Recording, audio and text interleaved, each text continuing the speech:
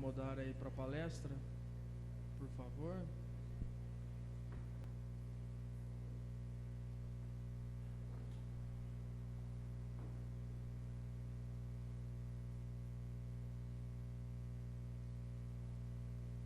Bom, pessoal, primeiro, sejam bem-vindos à nona semana de Engenharia, Arquitetura e Agronomia de São Carlos. Em nome do presidente Juliano Cardinali, a gente agradece a presença de vocês. A nossa palestra hoje vai ser na verdade uma mesa redonda. Cada palestrante vai falar um pouquinho e vai ser uma mesa redonda sobre a burocracia brasileira e a reforma tributária. Nossos palestrantes, o primeiro é o Oswaldo Magno Freixo. Ele é auditor da Receita Federal, também com formação em engenharia e contabilidade, mestre e doutor em engenharia também, e professor nos níveis de graduação e pós-graduação. Então, eu pedi para o Oswaldo se dirigir à mesa, por favor. E o outro palestrante é o Dr. Augusto Falvel de Moraes. Ele é advogado, especialista em direito imobiliário, pós-graduado em direito penal e econômico e presidente da Comissão de Direito Aduaneiro da OAB de São Paulo. Então, o Oswaldo vai começar, depois vem o Dr. Augusto, e no final a gente vai fazer esse bate-papo, essa mesa redonda, com as dúvidas. Tá ok? Podemos começar? Oswaldo.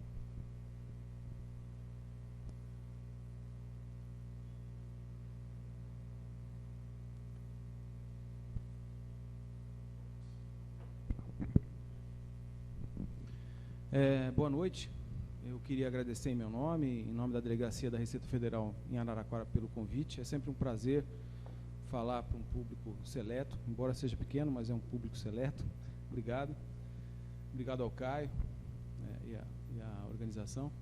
Bom, como o tema do debate vai ser tributo e toda a burocracia que envolve a arrecadação, eu achei por bem fazer uma pequena introdução, apresentando alguns aspectos legais que são importantes em termos de legislação tributária, para depois a gente emendar uma conversa, né? Então, o meu colega Augusto vai fazer algumas intervenções quando eu estiver falando. Na hora que você quiser, você me diz, eu te passo o microfone, ok?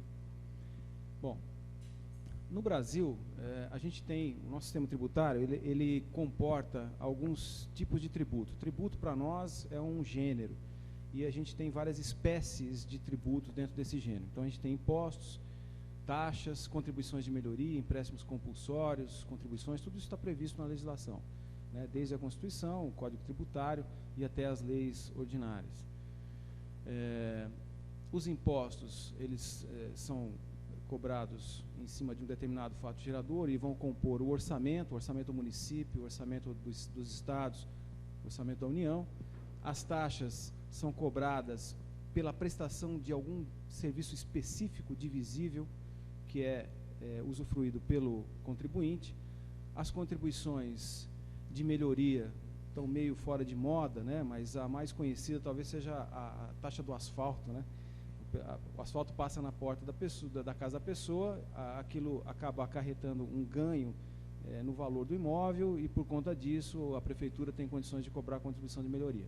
Os empréstimos compulsórios, faz tempo que a gente não tem no Brasil, mas a gente já teve empréstimos compulsórios sobre os combustíveis, sobre passagens de avião. Então, o governo precisava de dinheiro, ao invés de pegar emprestado, por exemplo, quer dizer, pegava emprestado, mas de forma compulsória, e depois devolvia, né? E em contribuições, que a gente tem uma série delas. Então, nós temos contribuições sociais, que são para a área social, PIS, PASEP, COFINS, contribuições chamadas parafiscais, por exemplo, CREA, né, OAB. O governo dá a uma entidade o poder de cobrar uma determinada taxa para que aquela profissão seja fiscalizada. Então, o órgão acaba fiscalizando, e isso é chamado de contribuição parafiscal. Nós temos contribuições de intervenção do domínio econômico, como a CID, que incide sobre os combustíveis. É um tributo muito mais regulatório do que de arrecadação. E temos outras contribuições, por exemplo, a extinta CPMF, que está em vias de ser ressuscitada aí, né?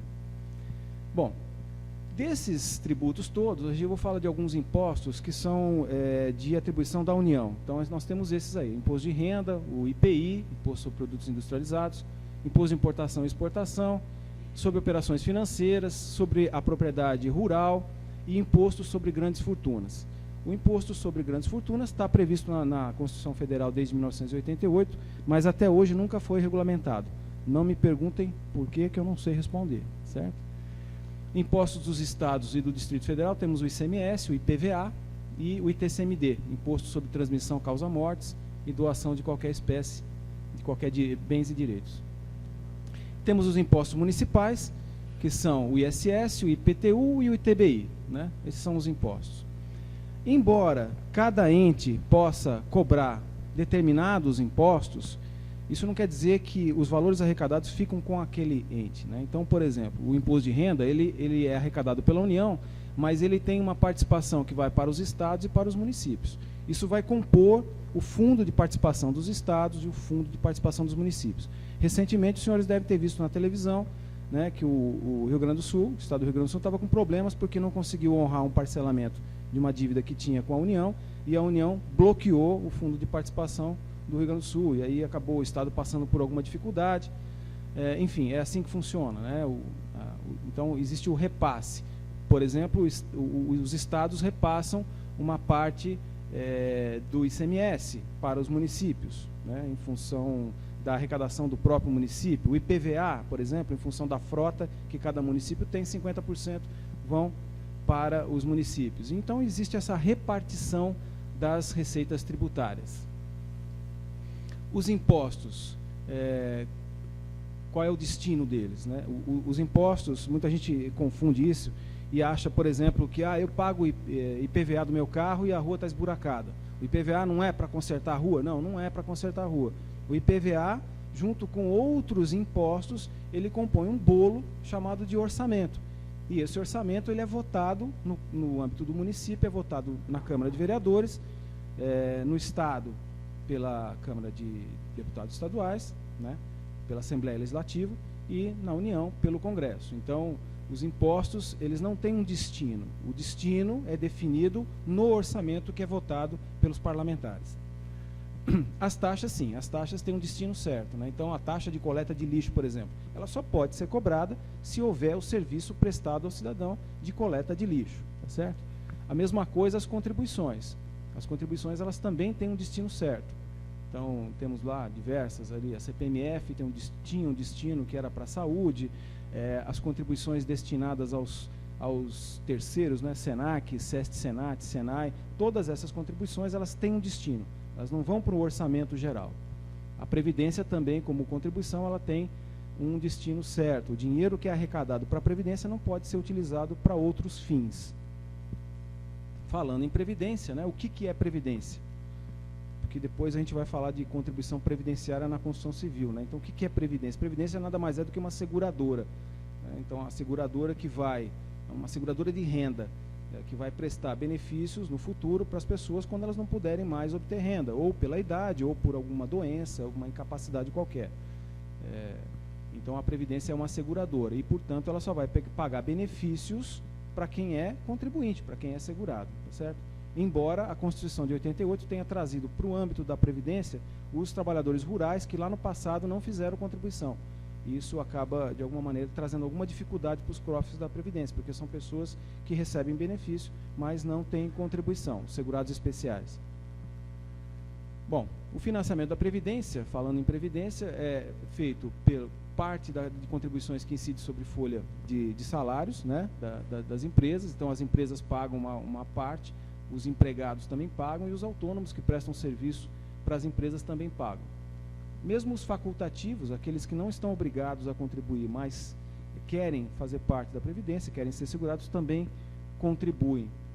Existe ainda o financiamento que vem de uma parte da COFINS, né? Uma parte do lucro das empresas, a contribuição social sobre o lucro líquido, uma parte também financia a Previdência, e uma parte do que é arrecadado com as loterias, com os concursos de prognóstico, também vai para a Previdência. A gente tinha ainda a CPMF, né, quando ela tinha a alíquota de 0,38%, 0,1% ia para a Previdência. Vamos ver como é que vai ficar agora, se ela for criada e se realmente uma parte do valor arrecadado vai para a Previdência agora. O orçamento público implica sempre num equilíbrio, né? Por isso que eu coloquei a balança ali, um equilíbrio entre receitas e despesas. Isso gerou uma espécie de convulsão social ultimamente, porque o Executivo mandou para o Congresso um orçamento com déficit, né? Ou seja, com despesas maiores do que a arrecadação. E o orçamento público, ele sempre obedece algumas etapas, né? Então, primeiro a gente tem um plano plurianual, que ele é como se fosse um planejamento de longo prazo. Ele começa no último ano de um governo, depois avança mais 3 anos no próximo governo. Depois nós temos a lei orçamentária anual, que define quais são as prioridades, né, as despesas e as receitas. Depois temos a LDO, que define de forma mais rigorosa, mais detalhada, qual é o destino dos recursos que são arrecadados. Então, nós temos essas 3 peças orçamentárias. Esse aqui é o orçamento da União de 2015, esse que está vigindo agora, né, neste ano. Vocês devem observar ali que tem uma parte em amarela que é absurdamente maior do que as demais, né? E isso talvez seja um dos maiores problemas que a gente tem hoje em termos de finanças no país. 44, quase 45% de toda a receita feita é destinada ao pagamento de juros da dívida pública. Quer dizer, quase metade do orçamento é destinado ao pagamento de juros. Aí sobra pouco, realmente, para outras finalidades, saúde, educação, previdência e tudo mais, né? Então, esse é o nosso calo, e já é um calo bastante antigo, né? Entra governo, sai governo, é muito difícil diminuir esse tamanho da dívida. Pois não. Ela já foi em grande parte externa, né? Hoje ela é muito mais interna, tá? O governo chegou a uma época, alguns anos atrás, inclusive, poderia ter até eliminado a dívida externa, mas ela não quis fechar alguns canais de financiamento, preferiu deixar abertos. Mas a dívida, hoje, ela é mais interna. Embora, se a gente continuar com a balança comercial... Hoje o Brasil tem até reservas em valores bastante razoáveis, né? Na ordem de 300 bilhões de dólares. Mas se a gente continuar com uma balança comercial desfavorável, pode ser que a dívida externa aumente, né?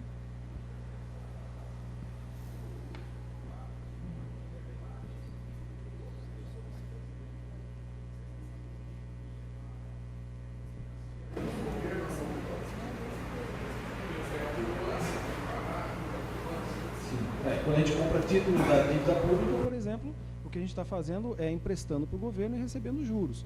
Isso está ali dentro, né? Sim. Sim.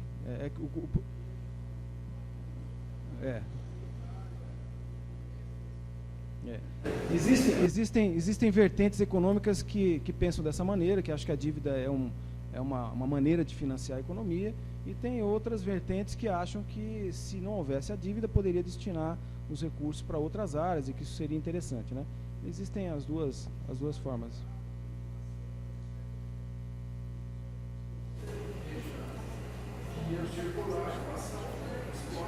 Se o dinheiro estivesse circulando bastante, tivesse produção para dar conta, tudo bem, né? Aí não teria inflação. O problema é esse, né? Mas realmente é uma parcela muito grande do nosso orçamento, né, que é destinada para pagamento de juros, que poderia ser investido em outras áreas, né? Se a gente for pensar em carga tributária, já que a gente está falando de orçamento, estamos falando de carga tributária, né? E comparar o Brasil com o G7, hoje nós somos a 7ª economia do mundo, talvez caiamos para a 9ª, né, no ano que vem. Se a gente for pensar em percentual do PIB, a arrecadação em termos de percentual do PIB, nós estamos ali na média do G7, talvez no mesmo nível da Alemanha, né? O problema é que, se a gente for levar em consideração o número de habitantes, a Alemanha tem 1/3 da população, um pouco mais de 1/3 da população do Brasil. E aí acaba sobrando menos dinheiro para investir por cidadão. Sem contar que nós temos diferenças sociais imensas no Brasil, né? Dívidas sociais incomensuráveis e que a gente não consegue resolver. Então, nós temos regiões muito adiantadas, muito atrasadas, boa parte das regiões paga muito imposto e outra parte não paga.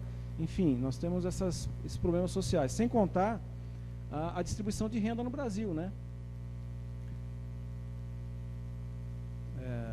A gente tem aqui 10% da população que fica com praticamente 50% da renda no Brasil. Então, isso acaba piorando ainda esse quadro de arrecadação. Se a gente quiser saber um pouquinho mais sobre orçamento, tem o site, né, da Receita, o site do governo federal, chama orçamentofederal.gov.br. Lá a gente pode ter acesso a todas as peças orçamentárias que foram votadas e que estão em vigência, enfim, toda a legislação. E a gente tem muitos problemas com orçamento, né? O primeiro que a gente pode citar aí é má gestão. Às vezes nem é desvio de caráter do administrador público, não é isso, mas às vezes má gestão mesmo. Então ele começa uma obra, uma ponte que começa, não se sabe aonde termina e nunca termina, um hospital que não termina, uma compra de equipamento que não é utilizado, como a gente estava discutindo agora há pouco, né? Às vezes é má gestão mesmo, e outras vezes é problema de corrupção mesmo, né? Então a gente está, nesses últimos tempos, sendo enxovalhado na televisão por denúncias e mais denúncias e processos. A gente liga a televisão, não se fala em outra coisa, lê o jornal, só tem notícias sobre isso, né? Então é um problema grave. Além da gente ter restrições orçamentárias, a gente tem má utilização do dinheiro público e corrupção. Um outro problema que a gente tem no Brasil é a tributação que é indireta, né? O ideal seria que a gente pusesse mais peso na tributação direta, ou seja, aquelas pessoas que têm mais condições de pagar tributos, que pagassem. Mas como a nossa tributação, a maior parte dela é indireta, ou seja, os tributos estão embutidos no preço dos produtos que a gente compra, então ele acaba sendo meio injusto, porque a pessoa, o pobre, vamos dizer assim, paga o mesmo valor de tributo num saco de feijão do que a pessoa que tem mais recursos, né? Então acaba sendo uma tributação injusta, não é? Temos um outro problema que é a sonegação.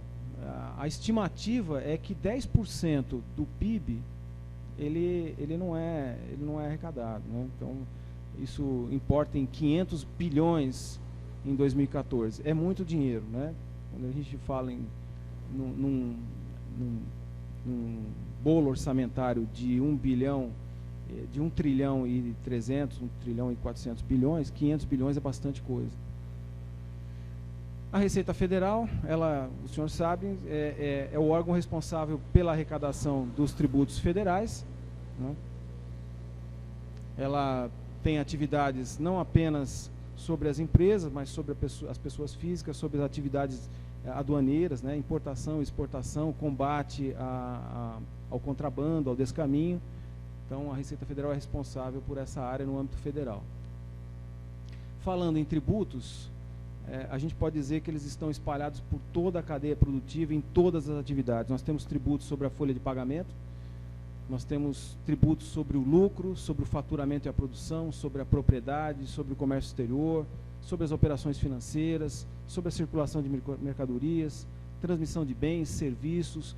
Em cada uma dessas atividades, em cada uma dessas etapas, existe algum tipo de tributo que incide. E isso acaba fazendo com que nós tenhamos aí, então, 35% do PIB como carga tributária, né, que não é pequena. No caso da construção civil, nós temos especialmente a contribuição sobre a folha de pagamento, a contribuição sobre o lucro, sobre o faturamento e a produção e sobre serviços, né? Os demais não.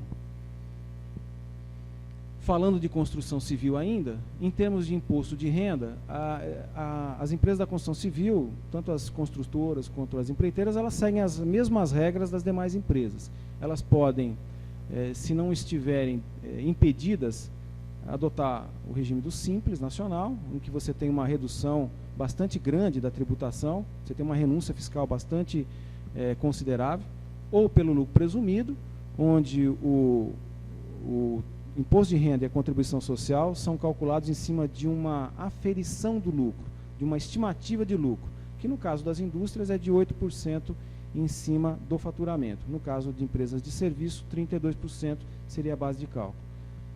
E se a receita bruta no ano for superior a 72 milhões, então essas empresas estariam obrigadas ao lucro real, ou seja, o imposto de renda e a contribuição social são calculados com base no lucro realmente apurado. Essas regras não são apenas na construção civil, elas valem para as demais empresas também. Oi. Acho que é interessante destacar essa questão do regime de tributação, até em outros debates que nós já participamos. Uma das principais dúvidas, já que a gente está falando aqui voltado para engenharia e arquitetura, é a questão fiscal, é a questão dos recolhimentos. E uma possibilidade que pouca gente às vezes se interessa e busca é fazer uma simulação dos tributos que estão sendo pagos. Foi importante se destacar esses regimes de tributação, que existem muitas variáveis, não só o faturamento, mas o número de funcionários, o tipo de atividade. Então é de suma importância que quem está começando um negócio agora, ou que já está há algum tempo e tem aumentado tanto o faturamento quanto o número de funcionários, que busque fazer simulações de faturamento dentro de cada regime, que muitas vezes vocês vão estar economizando muitos tributos, muitas as estruturas com gastos, e é muito interessante que se faça essa simulação caso a caso. Acho que é importante destacar essa possibilidade, porque pouca gente tem essa visão e se atenta a essa possibilidade, que a gente chama isso aí de planejamento tributário, e que na prática é muito importante, o resultado é significativo. É importante o Augusto ter destacado isso, porque é uma verdade. Às vezes, por comodidade, né, a empresa acaba se habituando a, por exemplo, fazer a apuração do imposto pelo lucro presumido, porque o contador indicou, ou porque em determinada época era mais interessante e continuou fazendo daquela forma, né? Mas é importante realmente observar o que o Augusto disse, que é fazer simulações, né? Planejar tributariamente a sua empresa. Às vezes, dependendo do período, é melhor, dependendo das condições legais, porque às vezes aparece uma lei que dá um favorecimento em relação à folha de pagamento, e aí, para aproveitar aquilo, a empresa pode mudar, optar por uma outra modalidade de tributação. Então, isso é muito importante. Às vezes, a empresa gasta tanto tempo tentando melhorar os seus processos produtivos por uma economia pequena e passa uma boiada, né, em relação à tributação, verdade. Eu tive um aluno uma vez que me encontrou numa época, e ele falou assim: professor, eu cheguei na empresa lá onde eu trabalho, e eu percebi que tinha a classificação dos itens que compõem os produtos daquela empresa estava errada. E aí eles fizeram uma reclassificação de itens.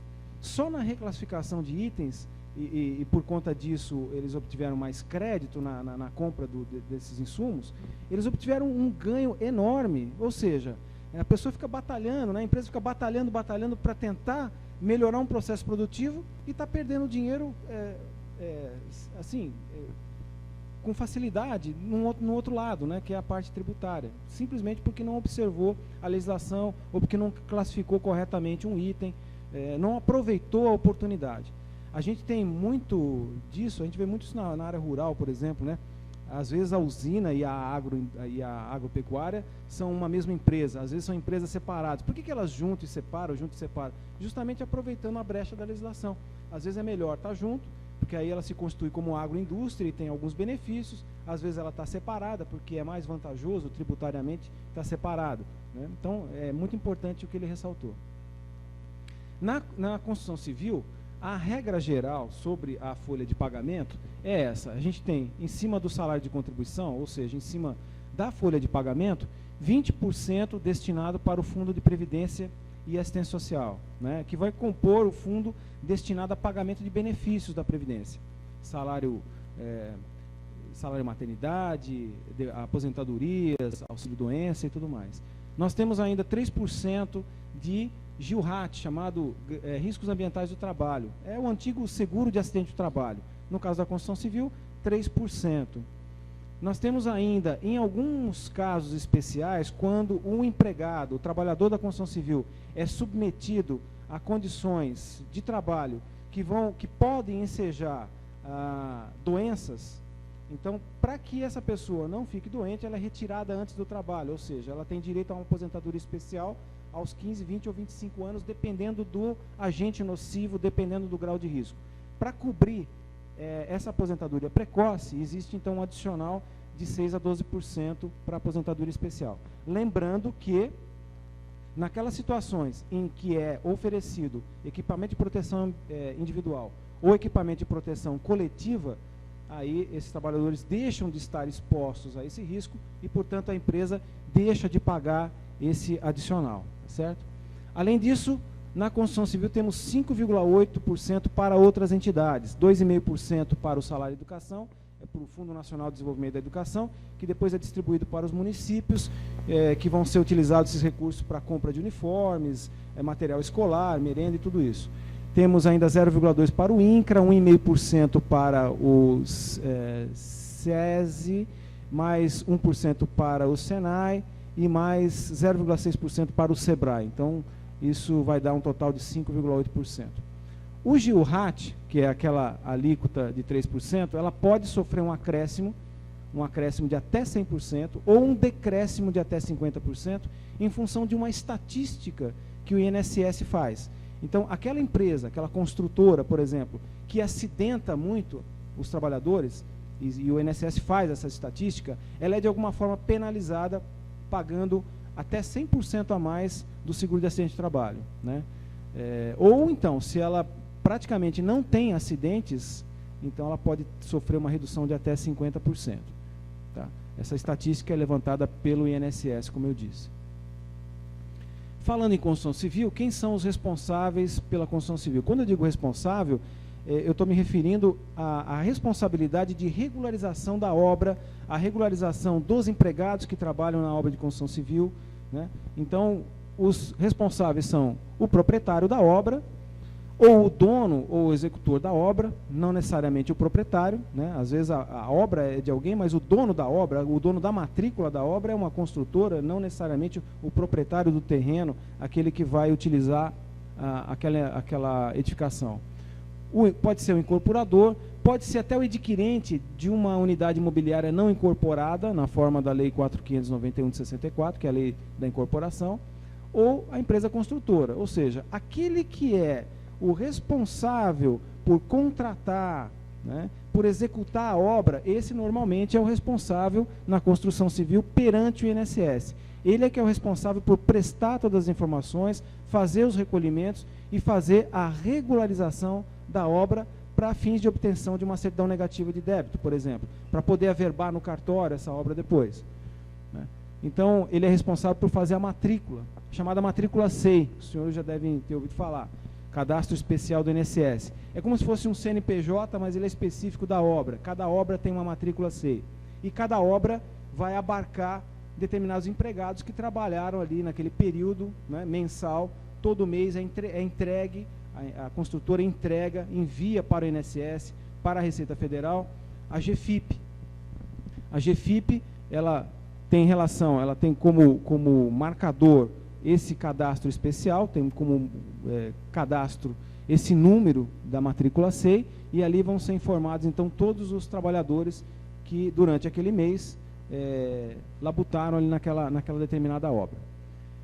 Só um aviso, a partir do ano que vem, provavelmente nós não teremos mais a GFIP, tá certo? Está entrando em vigor o E-Social. O E-Social vai substituir uma série de demonstrações, uma série de declarações que hoje são obrigatórias, como o CAGED, por exemplo, e a própria GFIP. Então, nós vamos ter tudo isso num único sistema. Então, a sistemática de informação na construção civil, assim como em outras atividades econômicas, vai mudar. Não vai ser mais a GFIP, nós passaremos a ter o E-Social. E a pessoa física também é responsável pelas contribuições da mesma forma e no mesmo prazo que as demais empresas. Aliás, a pessoa física, perante a legislação previdenciária, ela é considerada empresa, porque ela tem uma atividade ali que foge do âmbito familiar, ela está edificando uma obra de construção civil e ela paga os mesmos percentuais que qualquer empresa paga. Ela tem a mesma responsabilidade. Nós temos duas situações de empreitada na construção civil, que é a empreitada parcial e a empreitada total. A empreitada total é quando uma empresa construtora, e ela tem que ser construtora, registrada no CREA como construtora, ela assume a responsabilidade total pela obra e, portanto, ela é responsável pela regularização dessa obra, pelas informações dos trabalhadores daquela obra e pelos recolhimentos. E temos as situações da empreitada parcial, quando qualquer empresa da área de construção civil realiza apenas parte do serviço de determinada obra, né? Pode até não ser uma edificação, pode ser uma obra qualquer, por exemplo, um poço artesiano, não é uma edificação, mas é uma obra de construção civil, né? Então, nós temos quando uma empresa realiza todos os serviços, uma construtora realiza todos os serviços, empreitada total. A matrícula SEI é em nome dela, fica registrada em nome dela. Quando ela realiza apenas parte do serviço daquela determinada obra, é uma empreitada parcial. O contratante, ele é corresponsável pelas contribuições previdenciárias incidentes sobre a folha de pagamento dos trabalhadores daquela obra. Como é que ele faz para se eximir dessa responsabilidade? Ele faz o recolhimento, a retenção de 11% sobre a nota fiscal, sobre os serviços da nota fiscal, e recolhe diretamente para o INSS. Dessa maneira, ele se exime da responsabilidade. Se ele não fizer essa retenção, ele, primeiro, está descumprindo a lei. Segundo, ele é corresponsável pelas contribuições que, eventualmente, o construtor deixar de verter para a Receita Federal. Tá certo? Na empreitada total, a retenção não é obrigatória. Então, se uma empresa, por exemplo, uma empresa qualquer, contrata uma construtora para fazer um galpão, por exemplo, e é empreitada total, a matrícula está em nome da construtora, essa empresa não está obrigada a fazer a retenção, mas ela pode fazer, é prerrogativa dela, fazer a retenção de 11% para se eximir da responsabilidade solidária. Tá certo? Pois não.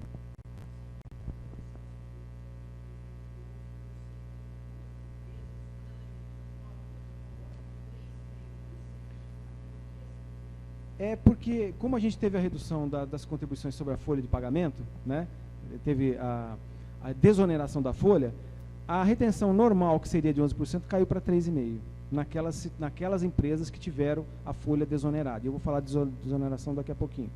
Tá? Então, esse 11% é uma estimativa da contribuição que estaria embutida em cima de uma folha normal.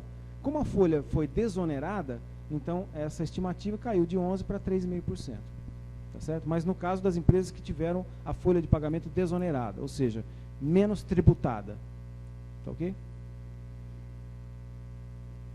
Bom, para fazer a regularização de obra na construção civil, a empresa responsável ou responsável pela obra tem que apresentar na Receita Federal a DISO, que é a Declaração de Informações sobre Obra. Ali ela vai colocar tudo sobre aquela obra. A área, se é área aberta, se é área fechada, quanto foi feito de recolhimento, qual é o salário de contribuição de cada mês, enfim, são todas as informações sobre a obra. Vai apresentar também as guias de recolhimento do Fundo de Garantia e Informações da Previdência, onde tem ali qual é o valor devido mensal em relação aos trabalhadores que trabalharam naquela obra mensalmente. Também as guias da Previdência Social, que são as guias de recolhimento, e a contabilidade.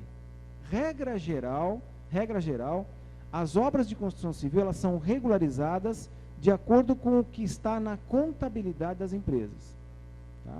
Se a contabilidade estiver regular, se ela for uma contabilidade boa, vale o valor que foi apurado na contabilidade. A empresa só deve recolher aquilo que foi apurado na sua contabilidade. Agora, existem situações em que é necessário fazer uma aferição. Ou seja, existem situações em que o valor devido da contribuição previdenciária, ele não pode ser apurado na contabilidade. E por que não pode ser apurado? Ou porque a empresa não tem contabilidade, ou porque ela não apresenta a contabilidade à Receita Federal, ou porque a contabilidade é falha, ou seja, ela não tem ali todos os documentos que foram emitidos, então faltam notas fiscais, enfim, a contabilidade não registra a realidade do que aconteceu naquele empreendimento, naquela obra. Ou então, no caso de pessoa física, que realmente não tem contabilidade. Então, nessas situações, é feita uma aferição do valor devido à Previdência. Só lembrando, né? Muita gente fala assim, mas por que tem que pagar a Previdência? Por que uma obra de construção civil tem que pagar a Previdência para ficar regularizada? Porque na obra de construção civil há mão de obra empregada. E onde há mão de obra empregada, há o fato gerador da contribuição previdenciária. Portanto, se há o fato gerador, há o tributo devido e ele deve ser recolhido, certo? Se a empresa, como eu disse, tem a contabilidade regular, esse tributo devido é apurado diretamente na contabilidade, na GFIP, na folha de pagamento, tudo registrado. Se por acaso não há contabilidade, ou se a contabilidade é falha, não registra todos os eventos financeiros daquela empresa, então é feita uma aferição. E como é que é feita essa aferição? Todos os senhores conhecem o Sinduscom, né? O Sinduscom, o Sindicato da Indústria da Construção Civil, o Sinduscom divulga mensalmente o valor do CUB. O que é o CUB? Custo unitário básico, ou seja, o custo para se erguer 1 metro de construção de determinado tipo. Pode ser uma construção comercial, pode ser industrial, residencial em prédios de apartamentos, né? Então, as diversas situações existentes são abarcadas por uma publicação mensal do Sinduscom, em que ele diz, olha, 1 metro quadrado de construção de uma residência na região, sei lá, de Bauru, custa X reais. Em cima desse valor é que é feita a aferição da mão de obra e, por conseguinte, a aferição da contribuição previdenciária incidente sobre aquela mão de obra. E o que leva em consideração, então, na hora do cálculo? O que se leva em consideração? Leva-se em consideração a área construída, a metragem, se é uma área coberta, se é uma área descoberta. Isso faz diferença? Claro, se é uma área coberta, tem menos mão de obra. Aliás, uma área coberta tem mais mão de obra, uma área descoberta tem menos mão de obra. Isso tudo na planta, né? Isso tudo na DISO, quando eu disse lá da Declaração de Informações sobre Obra, tudo isso vai na DISO, para que o funcionário da Receita Federal possa jogar isso num sistema que vai calcular automaticamente o valor da contribuição. Então, leva-se em consideração a área, a metragem, a cobertura, o tipo de construção que é feito, a destinação, se é residencial, se é industrial, se é comercial. Por quê? Porque o próprio Sinduscom divulga valores separados para cada tipo de construção. 1 metro de construção de uma obra residencial é diferente de 1 metro de construção de uma obra comercial, de uma obra industrial. E, além disso, ainda existem as subdivisões, né? Industrial, galpão, área aberta, enfim, tem várias subdivisões dentro dessa destinação. Leva-se em consideração ainda se a construção é de alvenaria, se é de madeira, se é mista. Por quê? Porque a mão de obra empregada é diferente para cada tipo. E também se leva em consideração o padrão da obra, o padrão de construção. Uma obra que tem um padrão mais elevado de acabamento, certamente emprega mais mão de obra, portanto, a contribuição previdenciária acaba sendo maior. Até algum tempo atrás, até alguns anos atrás, o próprio padrão era definido pela área. Mas aí chegou-se à conclusão que nem sempre uma casa grande tem um padrão elevado. Você pode ter uma casa grande com um padrão baixo de acabamento. Então, mudou-se, a norma mudou e passou a ser o número de banheiros. Então, teoricamente, uma casa que tem mais banheiros tem um nível de acabamento maior e, portanto, emprega mais mão de obra do que uma casa que tem um banheiro apenas, né? Uma casa mais simples. Bom, falando da desoneração da folha, né? A gente tem já desde 2011 uma renúncia fiscal do governo federal desonerando a folha de pagamento de várias atividades, né? E de vários produtos. Então, existem 2 tipos de desoneração. Algumas empresas são desoneradas por exercer determinada atividade e algumas outras são desoneradas por vender determinado tipo de produto. No caso da construção civil, nós temos a desoneração da folha em relação àquelas atividades ali, ó, construção de edifícios, instalações elétricas, hidráulicas e outras instalações, obras de acabamento e outros serviços especializados para a construção. São esses 4 grupos do CNAE, Código Nacional de Atividade Econômica, né? Então, esses 4 grupos, se a empresa lá no seu cadastro do CNPJ tiver registrada com esse CNAE, é porque ela está desonerada. E o que significa estar desonerada? Lembram que eu comentei que sobre a folha de pagamento incide 20% de contribuição previdenciária? Deixam de existir esses 20%. E aí passa a ter uma alíquota de 4,5% sobre o faturamento. E aí a empresa, a empreiteira ou a construtora pode optar se ela quer continuar pagando a contribuição previdenciária sobre a folha ou se ela quer migrar para o faturamento. Nesse caso, 4,5%. Já foi de 2%. Pode optar agora, porque antes não podia. Não podia, era obrigatório. Até algumas construtoras acabavam pagando mais sobre o faturamento do que sobre folha, e foi uma reclamação geral. Como subiu a alíquota, então passou a ser optativo, né? Uma opção da própria empresa. Na verdade, até 2014, houve uma desoneração muito grande, né? Uma renúncia fiscal muito grande, e o governo, no começo desse ano, percebeu que tinha feito renúncia a mais, né? Demais. E aí faltou dinheiro no orçamento. Então, essa foi uma das alterações, um dos ajustes fiscais foi justamente esse, que foi recentemente aprovado pelo Congresso, que foi recompor um pouco a desoneração, né? Reverter um pouco da desoneração que havia sido feita. Então, era 2%, passou para 4,5%. Bom, voltei aqui, né? Nós temos ainda na Construção Civil o patrimônio de afetação, né? O que é isso? Talvez nem todas as empresas utilizem, mas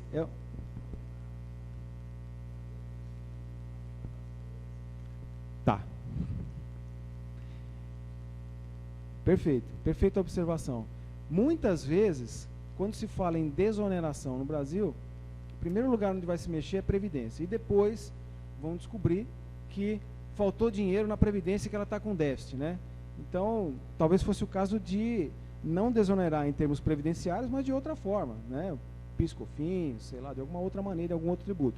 Mas foi essa forma. A justificativa foi que, dessa maneira, desonerando a folha de pagamento, seria possível contratar mais pessoas, estimular o emprego e tudo isso, né? Mas tem razão. De outro lado, vai faltar menos dinheiro que entra para o cofre da Previdência. Como é uma contribuição que tem um destino certo, né?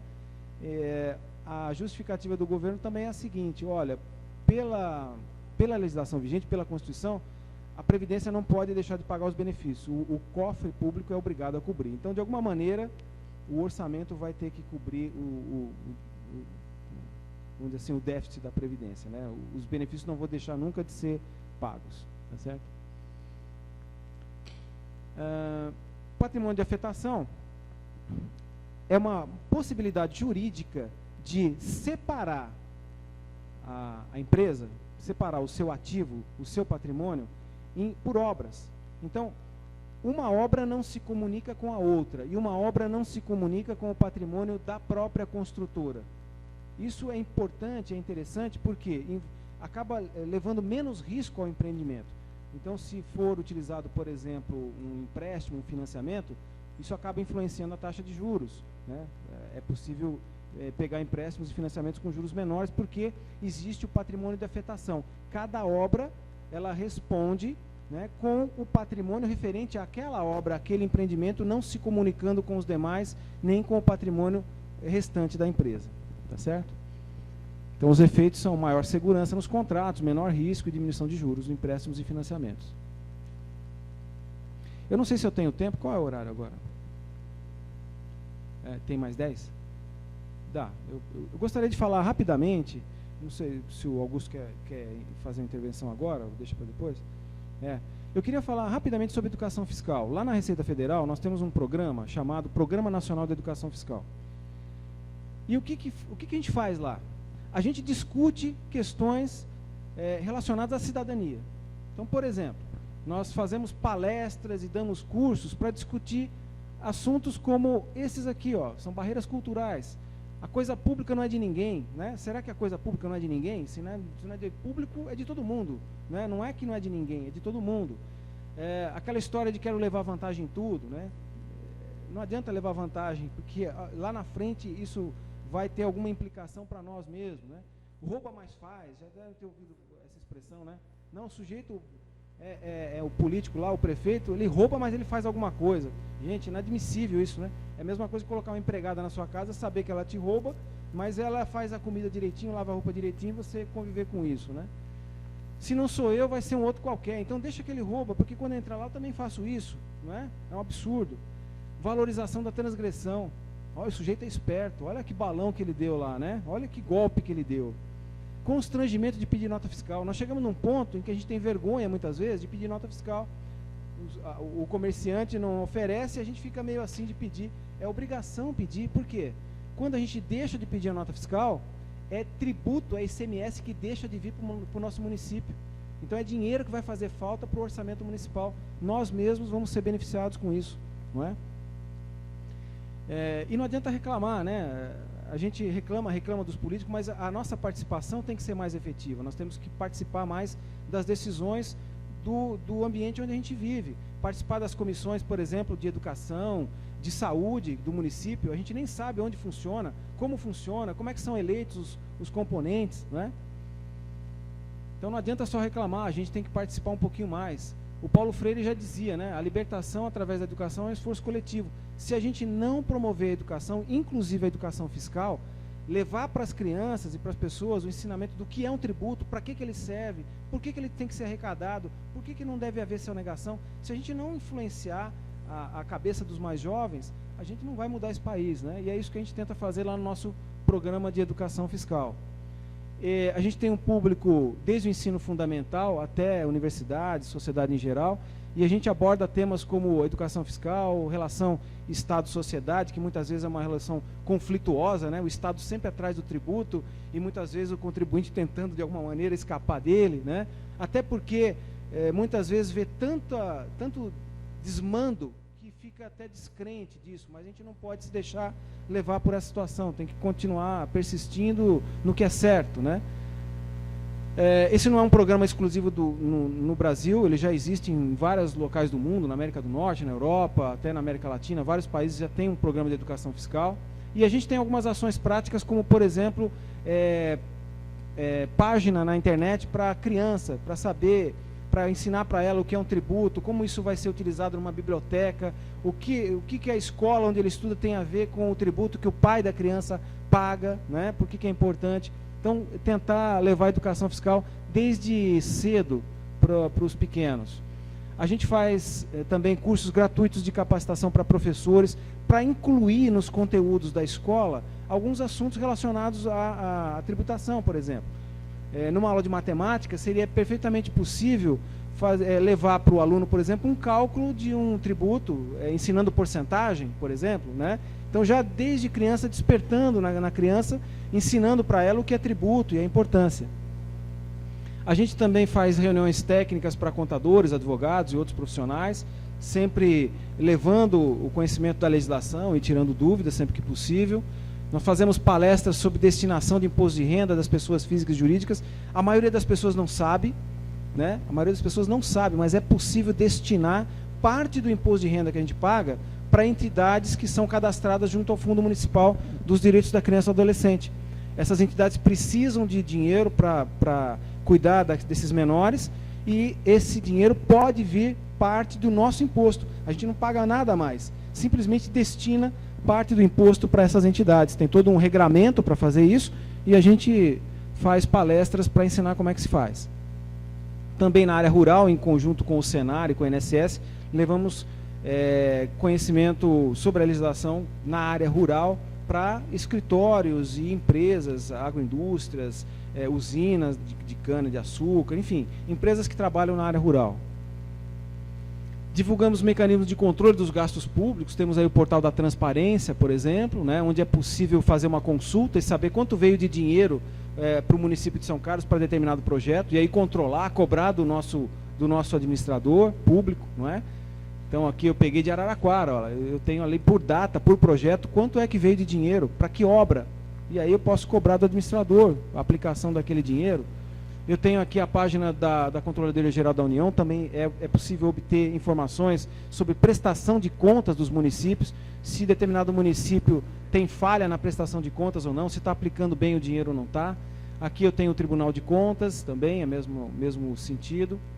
E, terminando a minha fala, né, deixar essa mensagem, que a função dos impostos, embora a gente pague, né, a gente pague muitas vezes, fica até indignado porque ele é mal utilizado e tudo isso, mas a função dos impostos precisa e deve ser a redistribuição de renda na busca da justiça social, né, tentando reverter para a população o tributo que a gente paga.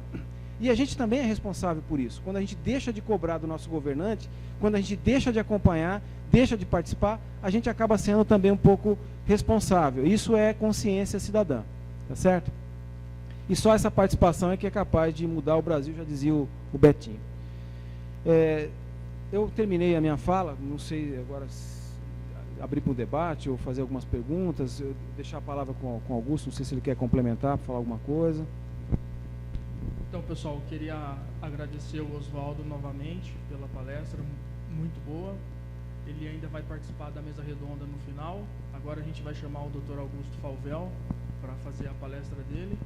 E a gente deixa as perguntas para o final, para a mesa redonda, tá? Só para quem chegou um pouco atrasado e não acompanhou o começo, o Oswaldo, ele é auditor fiscal da Receita Federal, com formação na área de engenharia e contabilidade, é mestre e doutor também na área de engenharia e atua como professor universitário nos níveis de graduação e pós-graduação. E o Dr. Augusto Falvel, ele é especialista em Direito Tributário, pós-graduado em Direito Penal e Econômico. Tá? Então, só para quem chegou um pouquinho atrasado, saber um pouquinho de cada um. Tá? Então, obrigado, Oswaldo. Agora, o Dr. Augusto vai falar para a gente. Bom, primeiro, boa noite a todos. Gostaria de parabenizar o Dr. Oswaldo pela introdução, de ter falado de forma brilhante sobre essa questão tributária e dar o start nesse debate. Queria também aproveitar aqui a oportunidade para agradecer o Juliano Cardinale, presidente, meu amigo, agradecer o convite, agradecer a organização, agradecer o Carlito também pelo convite, parabenizar pela organização do evento. Todos vocês estão aqui presentes.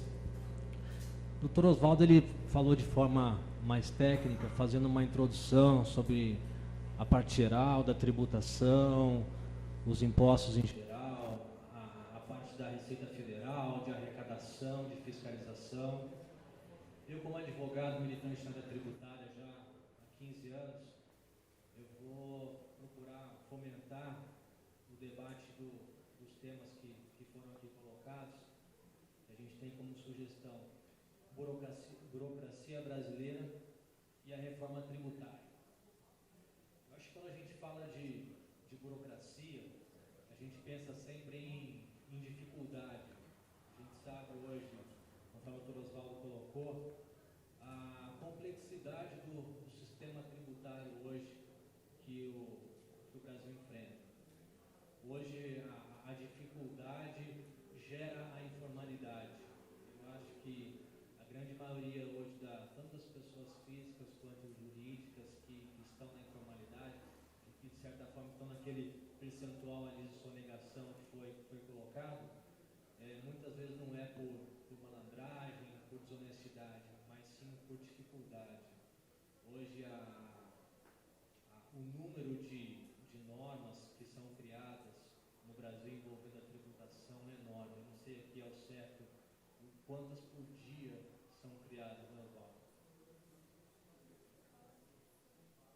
São muitas, com certeza, porque nós temos entre 80 e 90 tributos diferentes no Brasil. Claro que nem todas as empresas pagam todos eles, depende da atividade, né? E essas normas se alteram quase que semanalmente. Então dá para ter uma ideia da complexidade do sistema. Então, somando esses fatores e com a demora, muitas vezes na concessão de licenças, de benefícios, é o que a gente pode considerar aí a burocracia brasileira, que muitas vezes, por dificultar o acesso aos órgãos, deixa muitas vezes de arrecadar. Talvez se houvesse uma facilidade de acesso para aquele que começa, para o pequeno empresário, para aquela pessoa física que inicia suas atividades e tem um aumento de faturamento e quer realmente se formalizar, se realmente tivesse uma celeridade, uma facilidade, consequentemente eu acredito que a arrecadação iria aumentar, o cidadão faria o teu papel, ficaria mais tranquilo e até imune a fiscalizações e eventuais multas e penalidades, mas certamente acho que todo mundo ganha, porque consequentemente pagando os impostos pressupõe-se que teríamos aí serviços públicos adequados. Falando um pouco de reforma tributária e recolhimento de tributos, hoje a gente tem uma situação econômica no país que é notória, de crise financeira, de dificuldades. O doutor Oswaldo falou aqui da questão orçamentária. Hoje nós temos uma dificuldade orçamentária muito grande. E o que nós vemos hoje, que é a resposta que o governo dá? Ao invés de se preocupar com a diminuição de gastos, o que nós temos acompanhado é a cada semana a criação de uma majoração de um tributo, a iminência da volta da CPMF, que no meu entendimento tem um caráter não só arrecadatório, mas principalmente um caráter fiscalizador, a partir do momento que eu entendo que é uma quebra de sigilo que acontece por via oblíqua, porque o governo ele tem acesso em toda a sua movimentação bancária e como nós já acompanhamos muitas vezes, isso depois é utilizado num cruzamento de dados, visando apurar aí eventual omissão de rendimentos, entre outros aumentos significativos, como a questão da desoneração da folha. Acho que foi citado aqui pelo Dr. Oswaldo uma alíquota hoje que começou em 1,5 e que agora a gente tem aí 4,5, ou seja, mais que o dobro de uma alíquota num prazo aí de 1 ano, onerando o empresário num momento que a gente considera um momento de crise, onde o crédito tem sido dificultado cada vez mais, e ao invés de se facilitar, de se criar mecanismos de simplificar a tributação, de tentar criar incentivos fiscais para que as indústrias deixem de demitir e contratem mais funcionários, aumentem a produção, o que se faz é o contrário. O que se faz é onerar cada vez mais, e o que a gente sente é que o governo tenta asfixiar cada vez mais o empresário com mais normas, com mais burocracia, com mais tributos, com alíquotas maiores. E o que tem que se buscar hoje é o que a gente citou como exemplo ali, que é o planejamento tributário, que seria tentar, dentro da legalidade, dentro das normas legais, fazer um planejamento, estudar o que está sendo pago, tentar evitar desperdícios, tentar buscar um enquadramento mais eficaz e tentar enxugar cada vez mais os gastos, os recolhimentos que têm sido feitos. Infelizmente, com essa complexidade dos tributos, as empresas acabam gastando até muito mais para poder manter os recolhimentos em dia, para poder ter uma assessoria contábil, uma assessoria tributária preparada para que ela possa cumprir as suas obrigações. E tudo isso acaba onerando, acaba dificultando, e nesse cenário atual é visto aí de forma muito negativa. Então, quando a gente fala de reforma tributária, não é só diminuir imposto, é sim facilitar, porque do meu ponto de vista, e até gostaria depois no final, nos debates que fosse colocada essa discussão, a informalidade hoje é muito grande, e como eu disse, muita culpa da informalidade não é a malandragem da sonegação, e sim a dificuldade de conseguir cumprir as suas obrigações, de estar atualizado para poder ter uma estrutura de cumprimento e realmente ter hoje capacidade de pagar os impostos em dia. Hoje a gente sabe que as sanções aplicadas pelo poder público são muito graves. A gente sabe que quando a gente não paga imposto, a gente tem problema com certidão negativa, a gente tem outras sanções políticas que são utilizadas na arrecadação, que quem participa de licitação fica cerceado no seu direito, fica cerceado de obter empréstimo junto a bancos oficiais, acesso a benefícios fiscais. Então, inclusive recentemente nós temos agora o caso dos protestos. Eu não sei como é que está isso no âmbito federal, mas a gente sabe que no âmbito municipal e no âmbito estadual, de um ano e meio para cá, os governos têm feito o protesto das certidões de dívida ativa.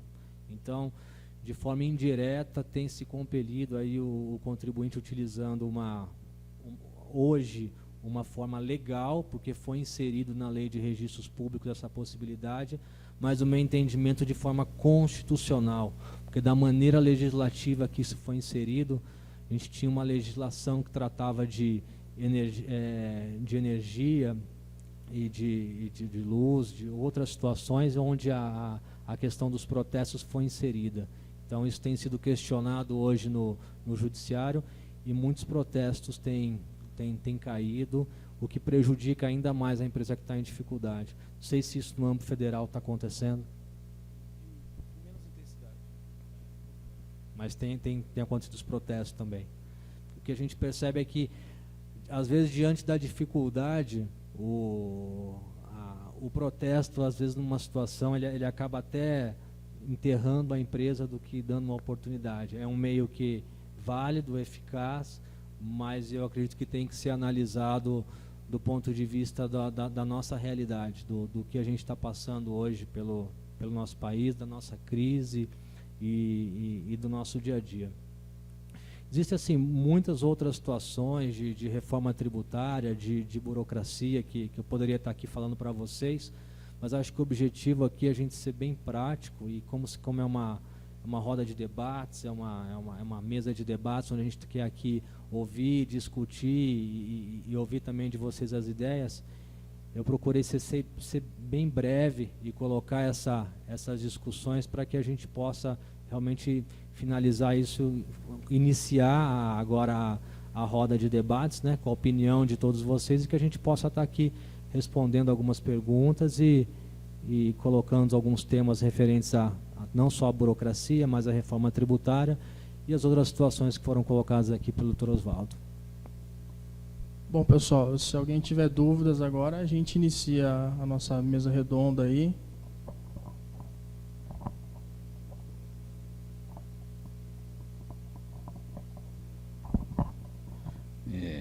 Eu gostei da sua posição, que você é engenheiro, você tem outra forma de pensar em relação aos advogados. A minha pergunta é, se você, bem rapidamente, se você puder falar, é sobre a CPMF, se você é a favor ou contra, e sobre o imposto único, se você é a favor ou contra, entendeu? A sua opinião pessoal, só para me ouvir, porque você é um cara que está mexendo com esse negócio, certo? Porque o CPMF, na verdade, é descobrir as fortunas dos ricos, né? Agora, você me colocou numa berlinda aqui, né? Não, eu venho representando a Receita Federal aqui, eu prefiro não dar uma opinião particular sobre nem a CPMF, nem... Não, prefiro não. Eu estou representando hoje eu estou representando a Receita Federal, prefiro responder perguntas de caráter mais técnico, se for possível. Desculpe.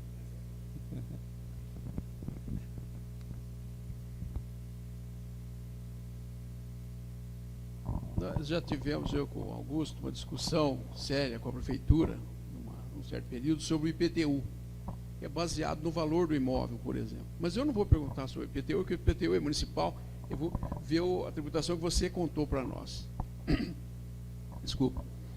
Quando o indivíduo vai verificar o que ele tem que recolher para o INSS, você diz que eles vão lá... Eu já passei por isso, mas eu quero só colocar a questão para você. Eles vão olhar o tipo de obra que tem, e quem faz as contas, na verdade, não é nem o governo, é um sindicato que faz, que dá esse número. E como é que a gente sabe se esse Sinduscon está fazendo isso corretamente, de maneira justa? Primeiro, de certo modo, ele está uniformizando, quer dizer, não adianta o indivíduo tentar otimizar, porque o imposto, por exemplo, se eu pegar um produto mais barato que outro, comprei tijolo, briguei com o fornecedor, e peguei um tijolo, fiz ele baixar o preço do tijolo para mim. Isso não vai adiantar nada nesse imposto, porque ele vai ser avaliado, não tem a ver com a minha atividade do dia a dia, mas ele vai ser avaliado numa média. Então, a pergunta que eu faço é o seguinte, como a Receita Federal acredita que o Sinduscon está falando uma coisa correta, pelo menos em média? Porque a gente sabe, só para completar, como é engenheiro, como ele estava falando, a gente sabe que esses processos não são determinísticos, eles são aleatórios, quer dizer, cada hora que eu vou comprar é um preço, tá certo? Ele flutua. E como é que o Sinduscon trabalha com essa aleatoriedade dos custos complexos de uma construção civil? O Carlito, ele quer emendar já essa mesma pergunta aqui, só um minutinho.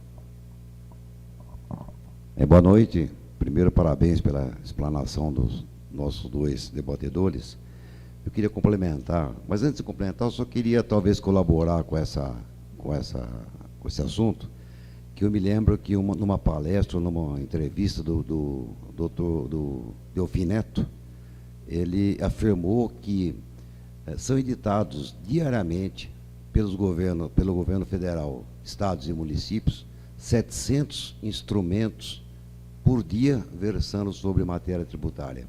Isso foi um dado que ele deu. Eu não sei como é que ele conseguiu isso, mas esse foi o número que ele falou. Mas com relação a esse assunto do INSS, bom, eu particularmente sou contra a aplicação de uma tabela, porque eu acho que o INSS deveria fiscalizar na obra para que aquilo fosse o mais justo possível, ou seja, cada trabalhador da construção civil pagaria aquilo que ele efetivamente teria que pagar. Isso foi, evidentemente, uma forma mais cômoda que o INSS encontrou de fazer a tributação na construção civil, né? Mas já está aí, colocando... o que eu pergunto é o seguinte, a gente, às vezes, trabalha na construção civil, a gente gostaria de ter acesso a esse critério que o INSS utiliza. E a gente procura no site, a gente pede, às vezes, para a pessoa que nos atende no INSS, e nunca nos foi fornecido a planilha ou os critérios que são utilizados. Então, a gente fica sem poder fornecer para o nosso cliente o custo, ou pelo menos uma estimativa de custo do INSS daquela obra. Okay. Obrigado. Bom, primeiro eu queria dizer que o CUB, ele só é utilizado como último recurso. Então, as empresas, em especial as empresas, se elas tiverem contabilidade, como eu disse anteriormente, a obra ela é fiscalizada e a contribuição é cobrada de acordo com o que está registrado na contabilidade. O CUB não é utilizado. O CUB é um instrumento de aferição. Em que situação? Quando a empresa não apresenta a contabilidade, ou quando a contabilidade é falha, é inidônea, né? Ou no caso de pessoa física que não possui contabilidade. Então, nesses casos em que não é possível verificar escrituralmente qual foi o valor efetivamente pago de mão de obra, tem que se utilizar algum instrumento de aferição. E o instrumento de aferição do CUB, ele é levantado pelo sindicato das próprias indústrias da construção civil. Então, quero acreditar que o Sinduscon faz o levantamento mensal dos custos de matéria-prima e de mão de obra em cada região onde esse levantamento é feito, de acordo com padrões sérios, né? Agora, realmente eu não tenho como fiscalizar o Sinduscon para ver se ele faz isso certo. Nós não temos essa incumbência, né? Mas é um sindicato das próprias indústrias da construção civil. Então, se não acreditarmos no próprio Sinduscon, aí fica difícil, né? Acho que é só importante fazer um parêntese aqui, que pese toda essa seriedade, essa situação, não é absoluto e é passível de discussão. Então, deixar bem claro que, independente desse critério de utilização, que é um critério que realmente é científico, técnico, mas que não é absoluto, e que nos casos em que tiver um critério técnico para ser combatido, para ser impugnado, deve ser impugnado e não deve ser aceito como absoluto. Só complementando, ele tinha me perguntado onde é que está isso, né? Como é que está normatizado.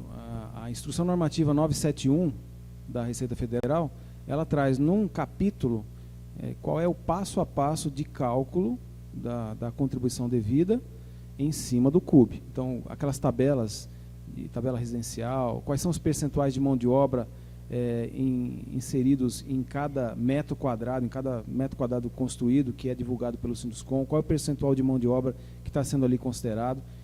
E eu devo dizer que uma vez eu conversei com um dono de uma construtora de porte médio, e ele me dizia que, se for calcular direitinho, batia. No caso dele, batia. É lógico que existe construção com obras com uma utilização mais intensiva de mão de obra, outras menos, utilizam mais material pré-fabricado. Isso também é previsto na norma, tá certo? Isso também está previsto na norma. Concreto usinado, que também não envolve mão de obra, porque ele já é comprado pronto, tudo isso está previsto na norma. Então, ele me dizia que não foge muito, mas eu admito que vai haver situações em que realmente a norma pode ser um pouco para lá, um pouco para cá do valor que seria o real de contribuição devida. Mas, em último caso, é que é utilizado o CUB. A situação normal é pela contabilidade. Se a empresa contabilizar tudo certinho, vale o que ela contabilizou, esquece o CUB. Tá certo? Boa noite. Minha pergunta emendando um pouco nesse tema, empreitada parcial e total pode ser feito pela contabilidade? Sim, sem dúvida. No caso de empreitada total, inclusive as construtoras devem ter uma conta para cada obra. Isso está na legislação também.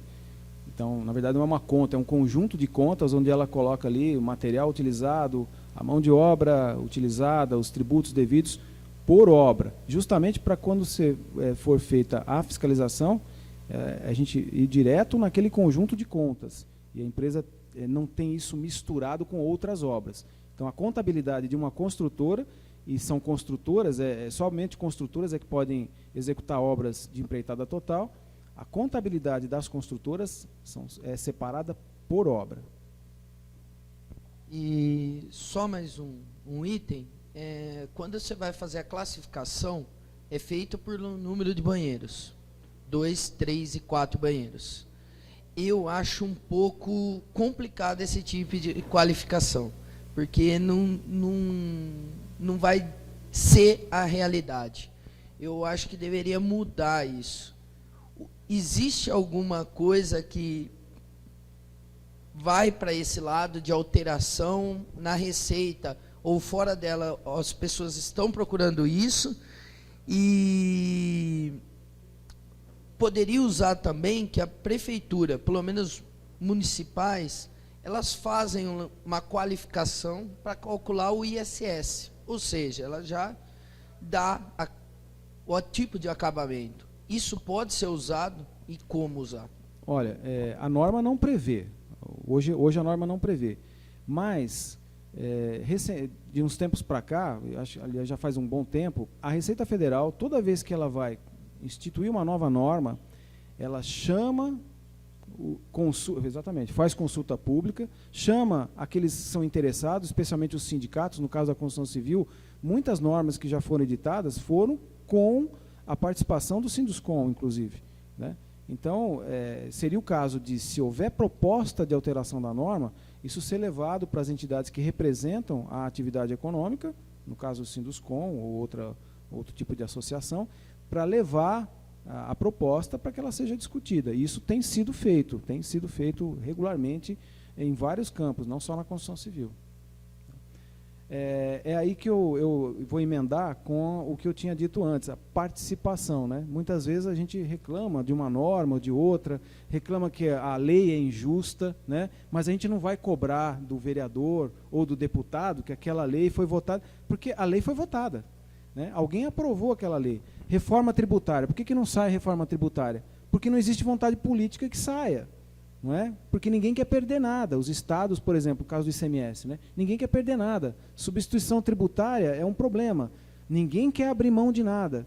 Então, enquanto a gente não pressionar os nossos parlamentares, a gente não vai mudar esse tipo de coisa, porque a reforma tributária está aí sendo discutida há décadas e ela nunca sai. É sempre um arremedo, é sempre uma pequena reforma que não resolve o problema. Nós precisaríamos de realmente uma grande reforma tributária, inclusive para facilitar as obrigações acessórias, que hoje consomem 4 vezes o tempo do que a maioria dos países da América Latina, né? Uma empresa de porte médio grande gasta hoje por ano 1.300, 1.400 horas para cumprir obrigações acessórias, enquanto nos outros países é 200 horas, 300 horas por ano. Isso é fruto também, com certeza, da legislação complicada que nós temos. Mas são leis que nós temos que obedecer e que foram aprovadas. Agora, se a gente quer mudar esse tipo de coisa, nós temos que mudar a lei, né? Acho que isso aí vai muito de encontro com um dos temas que foram debatidos naquela reunião que eu participei, né, Juliano? Que a gente teve aqui na EASC, acho que mais ou menos uns 2 meses atrás, onde se levantou exatamente essa situação. O que pode ser feito? Lógico, a gente trouxe a discussão para o âmbito municipal, que seria aqui a nossa atuação, e iniciamos um debate do que poderia ser feito pela entidade em prol dos seus associados no âmbito municipal, da questão do ISS, da questão de aprovação de projetos, e a conclusão que a gente chegou é que a gente só vai conseguir alguma coisa junto à prefeitura para mudar a legislação, para facilitar a questão do acesso aos projetos, aprovações, exatamente com essas impugnações, com a atuação cobrando o legislativo, cobrando o executivo e de forma pontual fazer esses questionamentos. Então isso vai de encontro exatamente com o que já foi discutido aqui e que, pelo que foi conversado com o Juliano, já existe um trabalho nesse sentido a nível municipal, tanto na questão da burocracia, da questão da aprovação de projetos, até mesmo na questão do ISS. Olha, você quer ver um exemplo? A gente até 2 anos atrás, quando ia fazer destinação do imposto de renda para os fundos municipais dos direitos da criança e adolescente, só era possível de que maneira? Fazendo a doação ao longo do ano e declarando no ano seguinte, na época de declaração do imposto de renda, que é março e abril. Tá? Bom, tinha tanta reclamação, por que isso não é possível de fazer diretamente na declaração? Né? Assim, bom, a gente tem que mudar a legislação para fazer isso. E realmente, as entidades, os fundos municipais, os conselhos fizeram tanta pressão, fizeram gestões junto aos deputados, que a legislação foi alterada. Hoje é possível destinar parte do imposto de renda no momento da própria declaração. Metade do valor possível de ser destinado é possível de ser destinado no momento da declaração e não ao longo do ano. Então fica muito mais fácil. Agora, como é que isso foi alcançado? Através de uma gestão junto aos parlamentares. É assim que a gente muda as coisas, né? Não tem outra maneira. Participação cidadã, naquilo que a gente acha que está errado, a gente tem que batalhar para fazer o certo.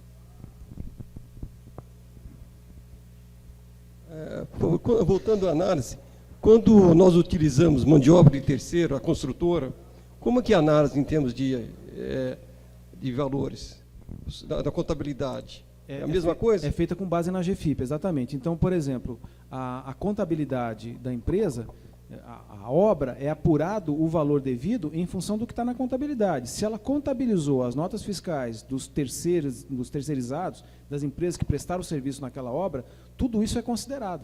Então, a contabilidade vale sempre. Desde a contabilidade não falhe, desde que ela não deixe de registrar nenhuma nota fiscal, nenhuma compra, nenhum serviço, vale o que está na contabilidade.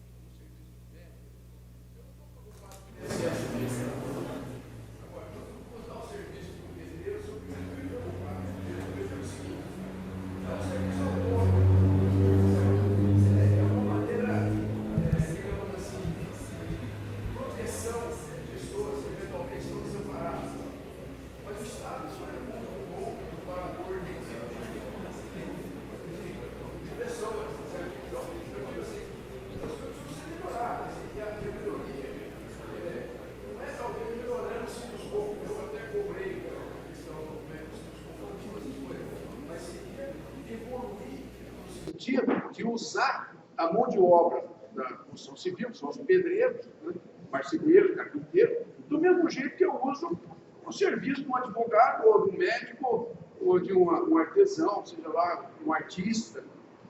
Quer dizer, eu não fico pagando INSS dele. Depois ele me vendeu o produto, para mim, a parte de seguridade social dele, ele é que cuida, não sou eu.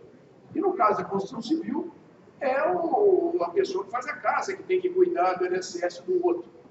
Quer dizer, eu digo, é uma coisa incoerente, certo? E isso precisa ser melhorado. Estou imaginando que... Voltando àquela... A construção civil, veja só, a própria legislação diz que a pessoa... Aí, de novo, voltando à legislação, né? Ela pode não ser perfeita, mas é o que diz a lei. Ela diz que a pessoa física que constrói, que edifica, ela é equiparada à pessoa jurídica. Portanto, ela é responsável pelas contribuições previdenciárias dos segurados que trabalharam naquela obra. Isso está na lei. Né? Se a gente acha que a lei não está muito boa, a gente teria que alterar a lei. Agora, numa coisa o senhor tem toda a razão. Por exemplo, pessoa física ela vai regularizar a sua obra e vai utilizar o CUB. E a pessoa física não fez GFIP. Embora ela tivesse a obrigação de registrar todos os empregados, isso seria uma obrigação legal, mas a gente sabe que isso na prática não ocorre, ela vai pagar a contribuição como se tivesse feito o GFIP, folha de pagamento e tudo mais. E esses segurados, via de regra, muitas vezes, eles não vão aparecer no sistema de informação do INSS. Acabam não tendo direito ao benefício em função da contribuição que foi recolhida. Tem toda a razão em relação a isso. Isso precisaria ser melhorado de fato. Talvez criando mais uma obrigação. Boa noite. Parabéns ao Falvel, doutor Oswaldo, parabéns. É uma honra ter um colega engenheiro mecânico com uma formação tão brilhante, trabalhando numa área tão carente de gente com essa formação. Quando eu me formei, em 82, foi talvez a primeira leva de engenheiros a irem para o setor de fiscalização estadual e federal, em função da grande crise na área de engenharia. Acabou o milagre brasileiro, então não havia. E aí, de lá para cá, se tornou uma tradição. E, graças a isso, hoje a gente tem um sistema de fiscalização muito transparente e online, onde todo o governo enxerga tudo que o cidadão faz. E, nesse sentido, a gente vê também em outras áreas. Na advocacia, a gente vê grandes delegados sendo guardiões da nação. E, nesse sentido, eu lhe pergunto, há décadas nós temos engenheiros estruturando muito bem o sistema de arrecadação. Eu gostaria de saber se há também um movimento, como a gente vê hoje por parte de delegados, no sentido de serem guardiões que olham para uma face e para outra face. Ou seja, nós estamos organizando e educando a população para cumprirem com seus deveres, mas estamos também olhando para os outros cidadãos que estão cuidando da caixa forte e aplicando os recursos arrecadados. É uma pergunta difícil de elucidar, porque mas eu não sei se me fiz entender, ou seja, há por parte dos senhores que trabalham na Receita Federal essa preocupação, e pelo visto há, que o doutor acabou de dizer que o povo tem que participar mais, o cidadão tem que se impor mais, mas o cidadão comum do lado de cá conhece muito pouco. Os senhores, como cidadãos peritos no assunto, têm muito mais condição de dar contribuições, sugerindo leis para que se fiscalize o caminho do recurso financeiro arrecadado. O que existe de concreto nesse sentido? Existe muita coisa. Na Receita Federal, nós temos grupos que cuidam, por exemplo, vou dar só um exemplo, cuidam da arrecadação dos grandes contribuintes. E discussões do tipo, será que os bancos pagam tanto tributo quanto deviam? Qual é o montante que realmente eles arrecadam e que é fruto dos seus recursos ou são recursos arrecadados dos correntistas?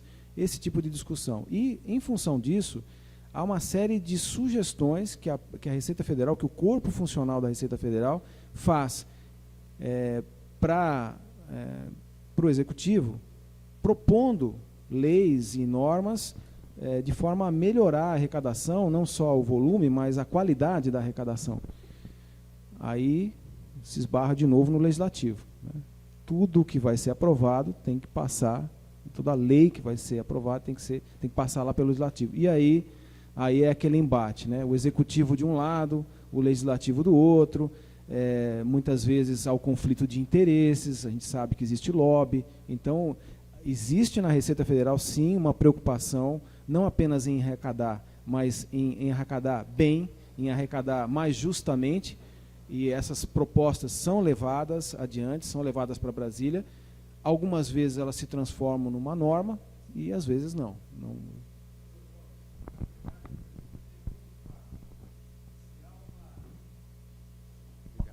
Se há uma determinação por parte desse pessoal todo, que detém entendimento todo, de sugerir leis que protejam o dinheiro que entra no caixa, por exemplo, da Previdência? Bom, aí foge um pouco do escopo da Receita Federal, porque, por lei, a Receita Federal ela é responsável pela arrecadação. Aí já entraria, talvez, na seara do Ministério Público, no Tribunal de Contas, já foge um pouco das atribuições do auditor fiscal e do funcionário da Receita Federal. Me permita, não seria uma coisa naturalmente necessária para que nós tivéssemos continuidade no processo? Como engenheiro, como raciocínio de engenheiro? Sim, eu acredito que sim, mas devo dizer que esse não é o foco da Receita Federal hoje, não é.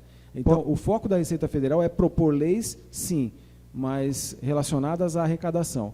Agora, a aplicação do dinheiro público de forma correta e tudo isso, aí já foge da Receita Federal, isso já realmente já entra no Tribunal de Contas, Ministério Público, é outro tipo de profissional que normalmente se cuida desse assunto, que é importante, eu acredito, mas realmente na Receita Federal o foco é propor leis e normas de forma a aprimorar a arrecadação, que é a função principal da Receita. Obrigado. Obrigado e parabéns. Só encerrar com uma última pergunta do Caio Sack aqui, para a gente encerrar já o debate. Boa noite. Eu queria fazer uma pergunta, até pode ser primária, mas eu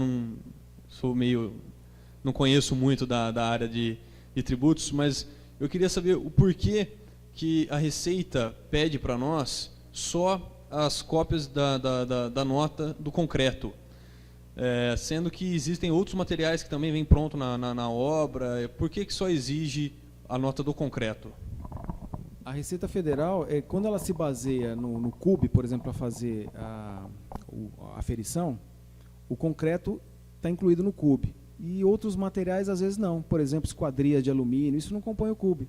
Então, muitos materiais, eles não são exigidos, até porque isso não vai abater o valor da contribuição. E outros sim, porque eles estão incluídos no valor do CUB. O CUB, ele não inclui tudo, né? Ele tem alguns elementos, alguns insumos que estão incluídos lá. Esses podem ser abatidos, caso do concreto, caso de pré-fabricados, né?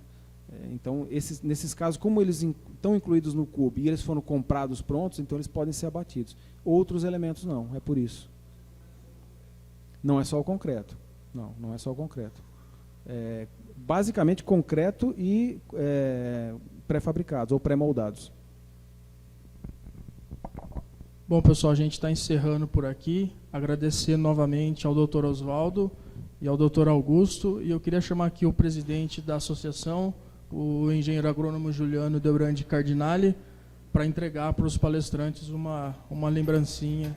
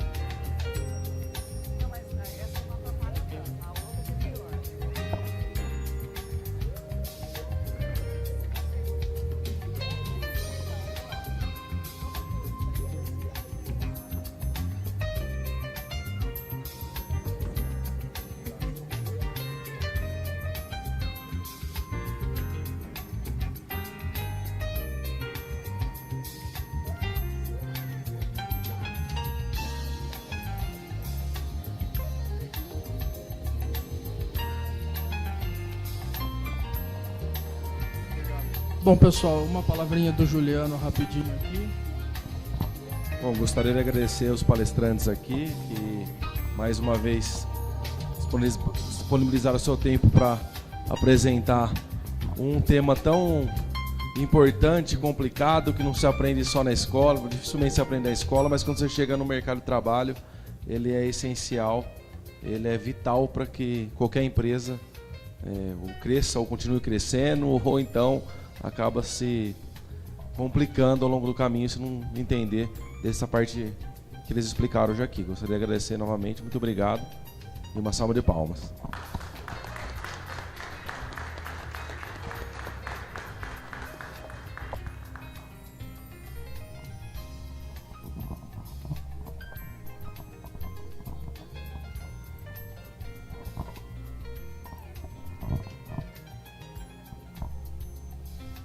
Alô? Alô? Boa noite a todos e a todas. Agora estou assumindo o posto aqui do colega Caio. Nós vamos para a segunda apresentação da noite. Eu gostaria aqui de chamar o colega, o arquiteto Altamir Fonseca. Ele é diretor técnico do CAL São Paulo. Está aqui. O colega Altamir vai tratar de um assunto, importância do projeto em licitações. Eu gostaria de alertar a todos aqui de que realmente é muito importante um projeto